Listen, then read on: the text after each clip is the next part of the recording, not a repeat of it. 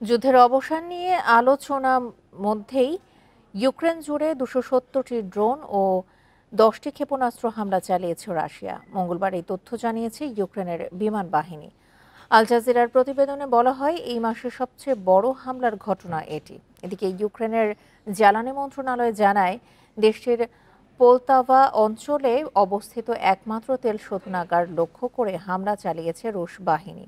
এতে বড় ধরনের অগ্নিকাণ্ড ঘটে। এই বছরের শুরুতে তুরস্কের শান্তি আলোচনায় চুক্তির অংশ হিসেবে ইউক্রেনের কাছে আরও ১,০০০ সেনার মরদেহ হস্তান্তর করেছে রাশিয়া। বিপরীতে মস্কোর কাছে ১৯ রুশ সেনার মরদেহ হস্তান্তর করে কিয়েভ।